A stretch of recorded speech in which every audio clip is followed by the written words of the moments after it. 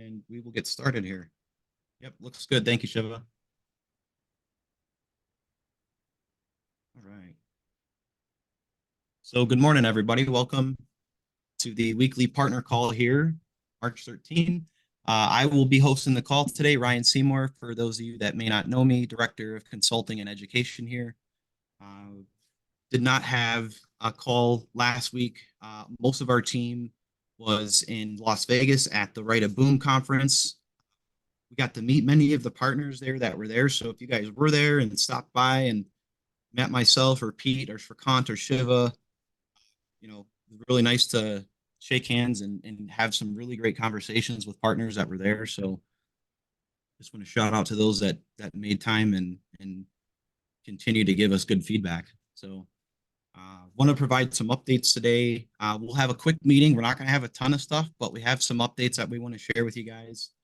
On what's going on with the V4 platform and some of the new UI and features here. So we're going to dive right in. So first and foremost, light and dark mode view has been updated. So for those of you that are using one or the other, we now have the dashboards that will support light mode and dark mode, which will happen automatically for you now when you switch. So if you're looking in the top right drop down where you can change the dashboards out, you will see the dark mode ones will have the word dark in the brackets at the back of the dashboard name. And again, that will happen automatically as you switch between the light mode and the dark mode. Those drop downs will dynamically update themselves.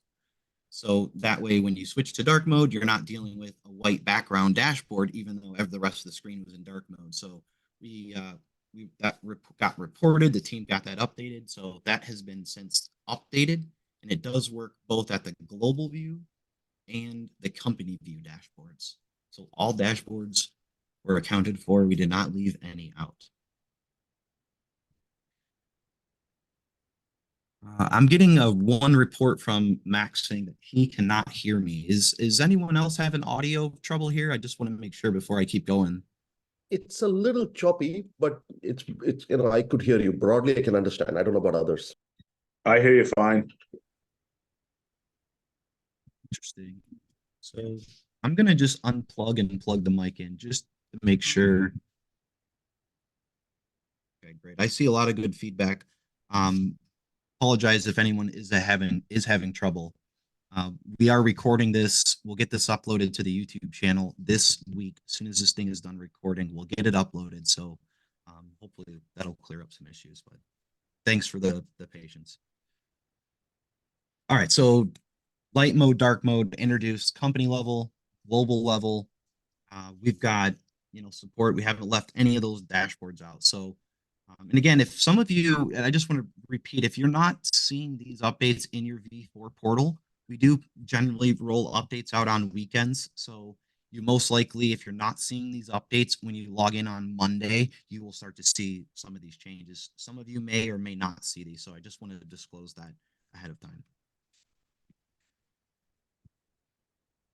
We've introduced the MSI and EXE options now on the V4 agent install screen.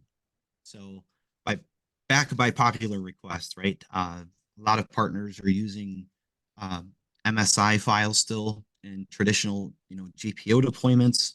So we're providing the MSI, the options like you've always had with the previous agent. We will have the docs updated as well. We don't have a GPO deployment guide for V4 yet.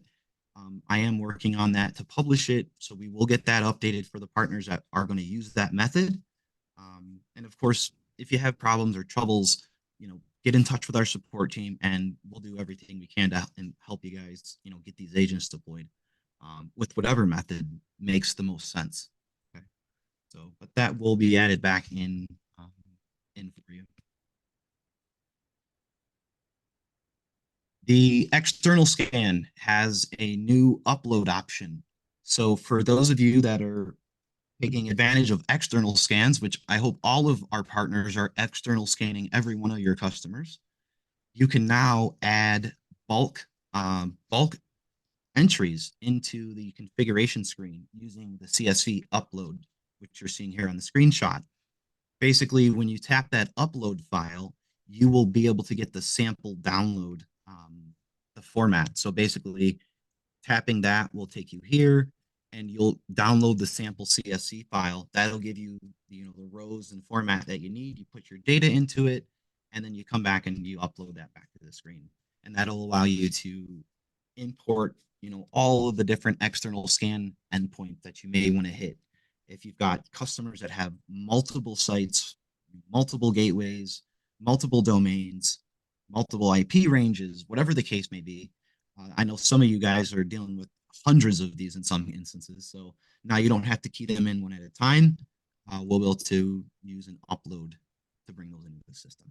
And then, of course, you use the scan scheduler to make sure that those external scan configurations are scanning, right? And so you want to build the scan scheduler against those to make sure.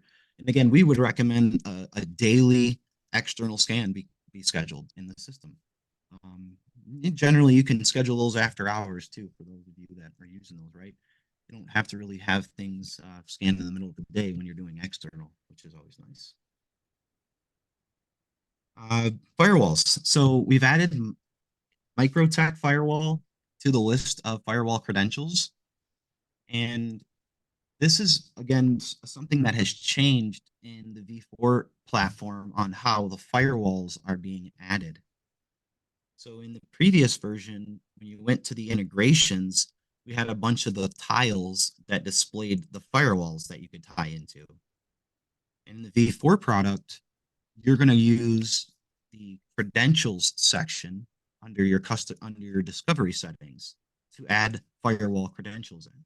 And so we're showing you here on the screen, when you select OS type firewall OS, and then you choose firewall credential, in the firewall type dropdown is where you're going to see your list of all the firewall credentials and firewall types that you can add in. That'll include, the things that you're used to seeing, like, the FortiGates, the Cisco's, pfSense, Sophos, some of the other ones are out there.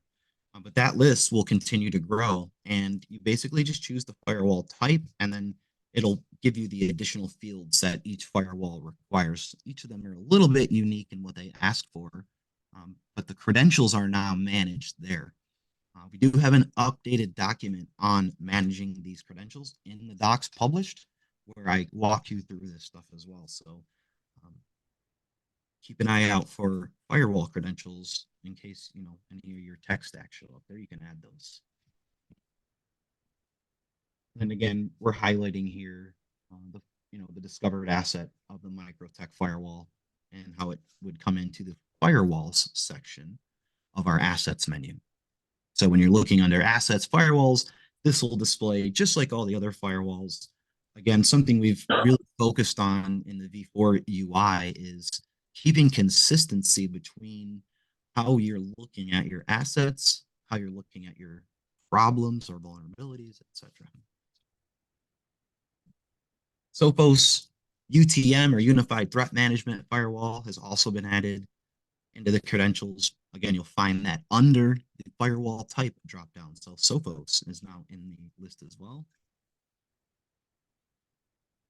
And then got a couple of report updates where some of the reports have been also published in a PDF format now by request.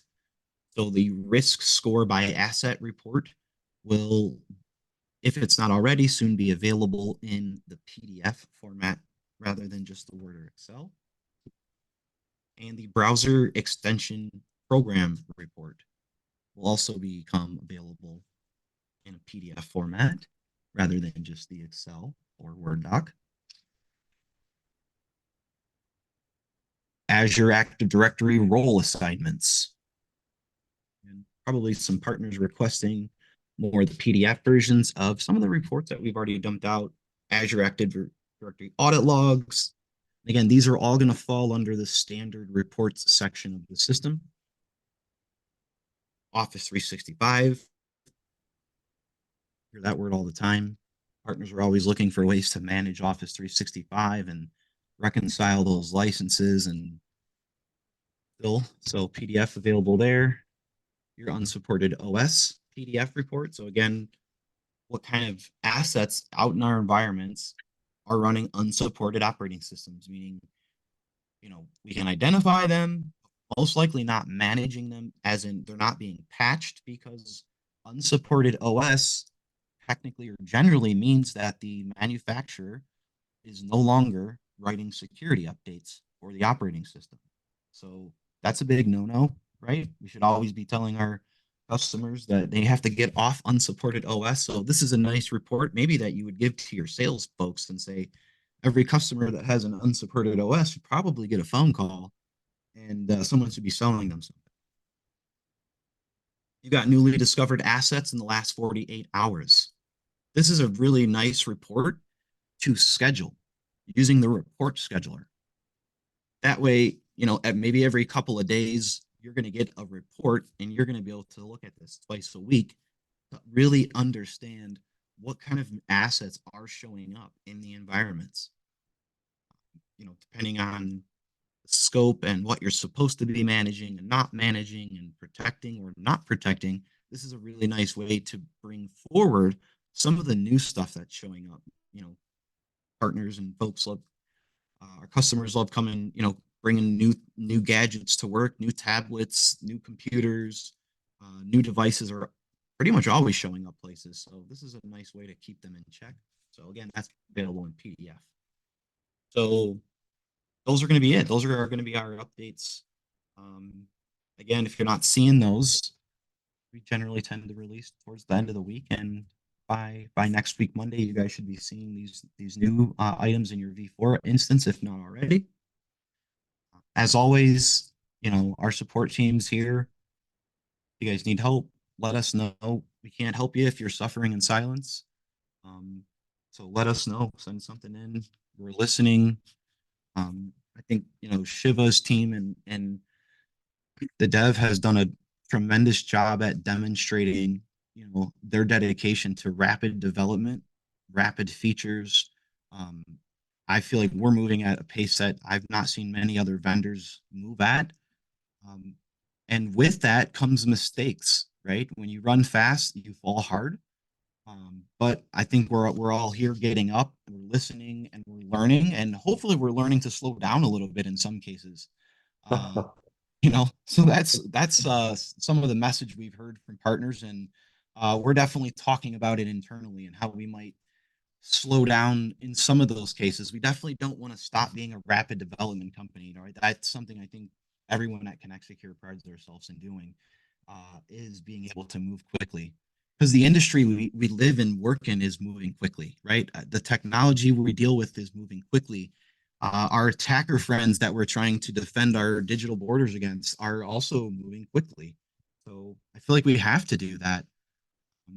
So that feedback, the community that we get with our partners that take the time to come to these calls, to come to the booths, to drop the emails to us, we're listening. We like it. We appreciate it. We want it to keep coming. So, again, I want to thank everyone for tuning in. I'm going to turn my attention to the chat. I don't know if there's a bunch of questions there. I'm going to try to maybe just answer what I can. And yeah, we're doing really nice on time here. I'm looking down. So I'm going to just go back to the very beginning. So I apologize if you just asked the question. We're going to do first in, first out here, or FIFO. So I'm going to start with the oldest here. So looks like good morning. Oh, I got a lot of audio checks. Thank you guys for confirming that. Yeah, David, great to see you at the conference. It was great. For those of you that couldn't hear audio, I apologize. I saw one or two of you guys in there. Anyone having success with patch management? I have initiated patching, but not sure about patches. Yeah, so M Parks, where the patch engine is released, but we need feedback. So if you're seeing issues, let us know. We'll get it worked out. It looks like Chris had some issues that got worked out, but yes, patch management is rolling. Application patching and OS patching. So it's live. It's in the system. It's at the company assets level under patch management is where you're going to find that.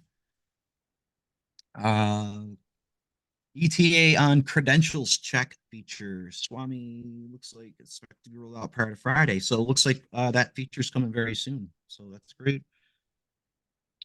David mentioning firewalls. Let me see here.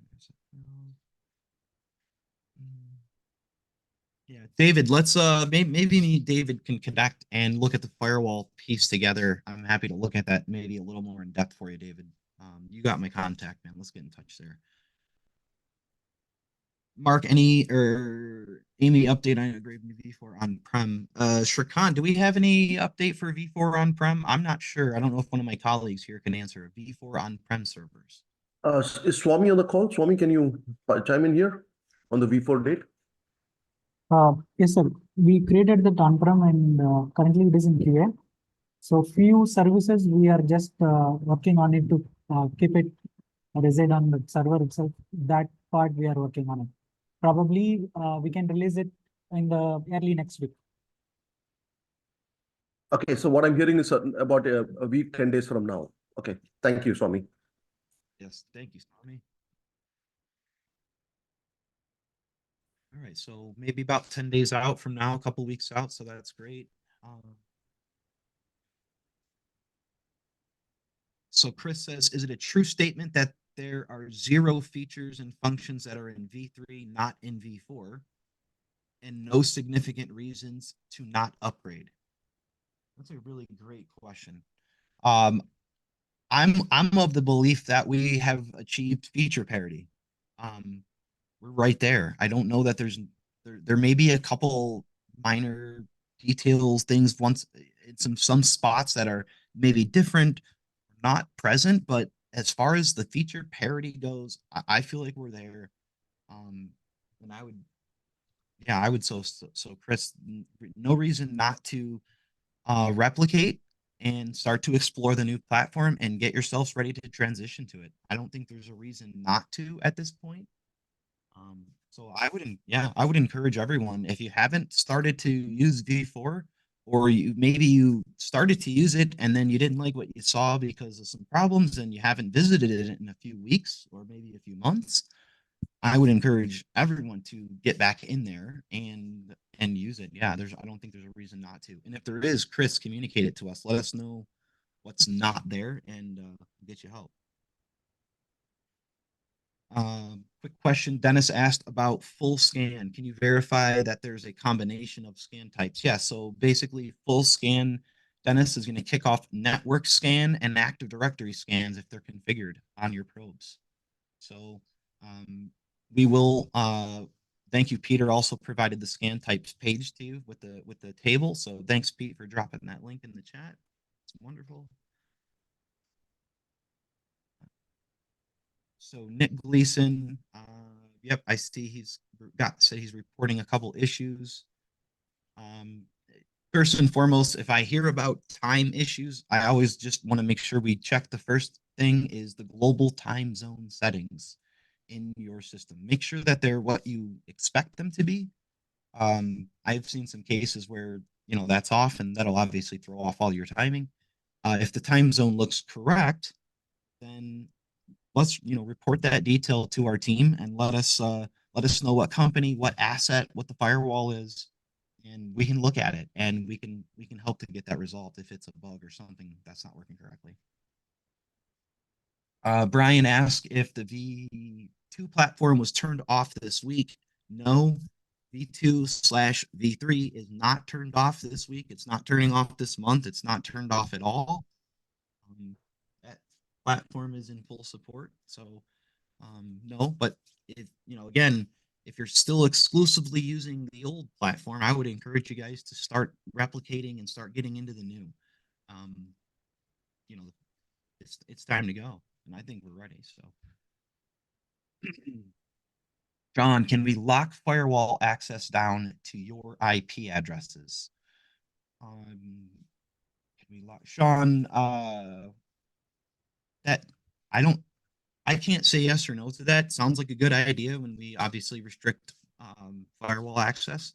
Sean, if you want to send that if in. you're okay, yeah, if you're adding the firewall scanning, and there's open ports, we can't, we have PCI clients and other clients that can't have open ports on the firewall. And if we can lock them down to your guys' scanning IPs or access IPs, that, that'd be great. So on the firewall scan, and maybe Swami can correct me if I'm wrong, but you should be able to initiate a firewall scan from the probe agent inside the network. If you don't have a probe to hit the firewall scan with, then you can hit it using our external, which then would need a firewall from the outside. But if you have a probe, That's the one, the external one's the one I'm talking about. okay, no, understood. Yep. So yeah, we can certainly add that. I've got my colleague here with me. We're going to take a note on that, Sean, and we'll get that to our team. All right, thank you. Absolutely. Yeah, Chad Davis, we will publish this recording to the ConnectSecure YouTube channel. So we've got a playlist on the YouTube channel for the partner calls. We'll get this video uploaded there as quickly as humanly possible. I'd love to get it in there, as soon as today. So as soon as the recording renders, I'll get that up to our channel. Matt, no updates yet on the new dashboard reporting. I know the team's been busy getting the last mile of the standard reports and all the different formats kind of finalized and ported over. So nothing on that side yet. I would maybe stay tuned here for the next in the next week or so on the next calls. Maybe we may have some updates there. So Sean's mentioning he's seen the OS patching in the app. Is there better controls over the way this pushes out, or options to disable OS patching but leave app patching in place? So there are certainly ways to control the patching use. So from an automated patching policy standpoint, if you use the scheduler to build a patching policy, the scheduler is designed to separate application patching and OS patching. So if you wanted to do one versus the other, or do them on different days, or do them on different, schedules, then you could adjust that accordingly at the scheduler level. The patching agent engine itself is the same though. So there would not be a way to tell the patching engine, hey, don't allow OS patches and just do third party. Since I don't believe that would be the case, because we are using a single patching engine that ConnectSecure has built to do those patches. And if any of you didn't know, something we also added with the OS patching option, you'll also have a reboot option that is available for OS. So if you haven't seen that, you will see that if you go to apply an OS patch, it will ask you if you want to reboot, yes or no, and you can choose that.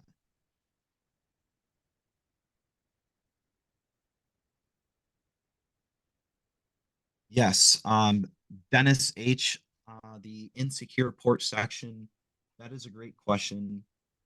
We have that in with QA.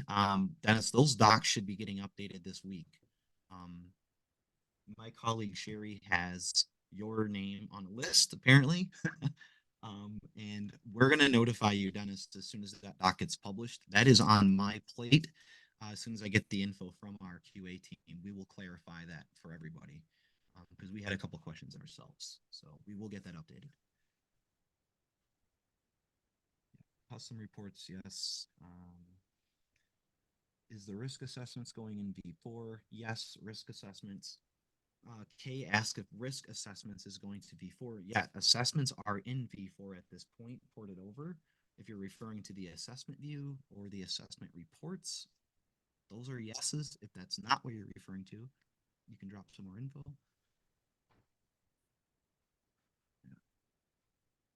No report customization in V4.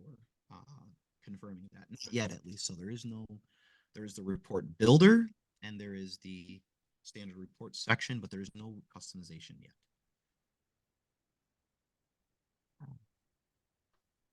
Sean's asking about be able to order vulnerability type on every page. Currently, I can order by this on the network scan page. Sean Stevens, if you have not sent that to our team, I will have our team create that. Make sure that our team is aware. If you have, we can certainly track that and get an update for you there.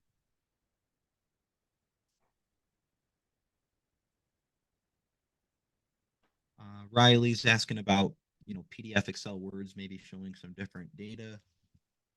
I can definitely confirm that that will be the case in some instances. If you run an Excel version of a report or a PDF version of a report, there in some cases will show different types of data. So I would say yes, just be, it depends on what you're looking at, what you're trying to get. So be cautious of that. Yes. Ryan at ConnectSecure.com for those of you. That's my email. Yeah, it's very simple. Ryan at ConnectSecure. So Dave, feel free to pop that through. We got your ticket number, which we'll look at that. Simone dropped our YouTube link in where the video channel is posted. Thank you, Simone. Simone is one of our US support colleagues. So thank you, Simone. Kevin is talking about fixing risk score on active assets. Trying to get to that A, right? And asking for some help. So yes, actually, it might inspire me here, Kevin, to perhaps write a how-to document on a best practice for getting the risk score above, raising it. Obviously, the obvious, taking care of the vulnerabilities on the machines, checking the security posture of the machine. We've got all those views on the report cards, the compliance scorecards. So those areas should really be illuminating why the score is down. But that's definitely something we can help with. So anybody that's looking at their risk scores and not sure how to bring the scores up or having trouble, again, get in touch with our team and let us know what company and what asset you're looking at. And we can put a set of eyes on it and make some recommendations to help you guys out there. So that's no problem at all. Tyler's asking, when will end of life for V2 and V3 be? Shree's confirming June. So we're aiming for June right now, partners. So few month runway here. So it looks like we're aiming for June to get everybody onto the new V4 platform. So that's the goal. But as of right now, it's fully supported. It's working. It's production. So Simone also dropped in the chat another YouTube channel. That's Shiva's YouTube channel, where a lot of the previous ConnectSecure partner calls and Cyber CNS partner calls were happening. So Shiva, one of the co-founders, our CTO, that is his YouTube channel.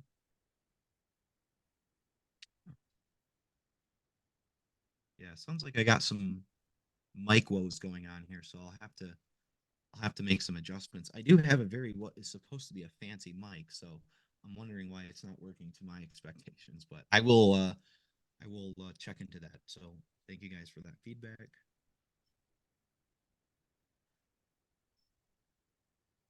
Mark, I'll take that feedback for sure with the risk score calculation.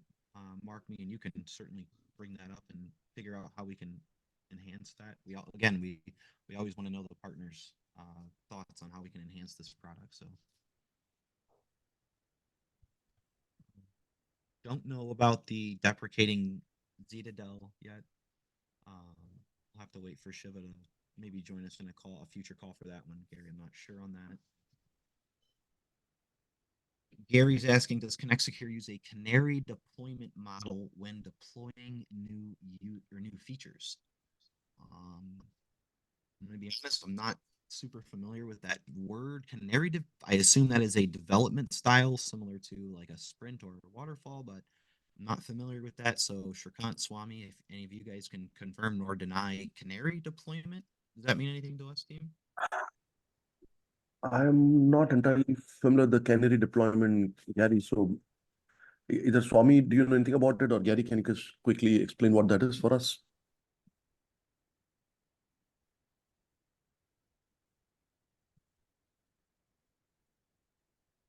No. If not, Gary, that's something you could fire over to our team and we can get it triaged up to, you know, the code or the dev guys. I'm sure that can answer that question for you. I apologize. I'm just not.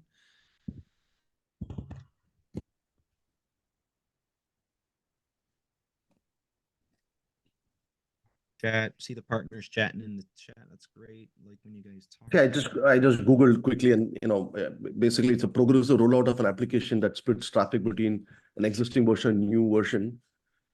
So in a way, actually, what we're doing is that, right? We have both versions running concurrently. So people can choose to use the V3, or those of you who are already familiar with V4 and you believe that you are ready to make the switch, you can move there. So in a way, it's similar to what you just mentioned, Gary. It's my submission, but yeah, happy to hear more. Yeah, thank you for that, Shrikant. Appreciate that. Sean Stevens mentions better PSA integrations, and sounds like you're having some issues there. So Sean, get in touch with our team, and we can walk you through the the PSA integrations, depending on which one you're using, and show you where those options are at. Because there's definitely flexibility in those controls around, you know, assets, products, applications. So we can work with you there. Let it, you know, put something in. We'll schedule and get a call with you going. Michael, thank you for that feedback. I will check that. I know there's some software for this mic. I will make sure I check into that. Chris Canaries, honey pot. All right, okay. So feedback. Thank you guys for the deployment model stuff. I'm not a developer, so just full disclosure. Shout out to the dev team that is here. Yes, Andrew Mills. If one does not exist, can one be created? A best practice guide regards scanning, patching, report scheduling. Yes, Andrew, love the idea. I am working on that directly. I have published a new ConnectSecure version 4 onboarding guide in our documentation, kind of written through the lens of how I would run an onboarding call. And I am also working on a series of best practice papers, again, that talk about some of those topics. I'm going to make sure I grabbed your list. Those are obviously some of the mains, but we've got some others. So yes, we will continue to publish educational material about how to best use this product. I'm working with the team internally here to get some kind of additional weekly cadence in place, where I'd like to host some educational videos for ConnectSecure and talk about the product, go through the product, step through it, like kind of like a virtual onboarding, if you will, where I run a call with you guys. I am going to be getting that going very soon. And anyone's interested or want to send your technicians or any of your new people to those calls to learn product, kind of soup to nuts, where we really dive into the product and get into the features. That's something that I will have organized very soon. And any of the partners will be able to come to those. So we'll share those details as that gets finalized. But I'm excited to be doing that. We want to get into more of a weekly cadence with all the partners about not just the roadmap and what we're doing and what's changing, but how to use the product, right? How to really dig into this with your clients, with your prospects, with your teams, and share some of our wisdom. So that'll be coming soon. So I think, yeah, Andrew, thank you. We're definitely excited. I'm excited to get that going with the partners. So really, really laser focused right now on stabilizing the V4 platform, getting to the parity that everybody needs, really solidifying our communication channels out to the partners about how we're communicating, when we're communicating, where we're doing it. So we're really laser focused right now on getting that really under wraps. And then I will be able to shift some of my focus and my team's focus to those educational materials that we all need and want. So just sharing some of the stuff that I'm doing with you guys. So I'm excited to get that going. So I think I'm at the end of the chat. Appreciate everyone's time again, joining in on the chat, joining in on the calls. Again, you guys help us shape this product and drive our roadmap. So I want to thank everyone who takes the time out and gives us that feedback. And we'll look forward to chatting with everybody next week. So everyone have a good rest of the week, and we'll talk to you guys soon. Thank you very much. Thanks, Ryan. Appreciate it. Thanks everyone for making it to the call. Have a great rest of the day. Bye-bye.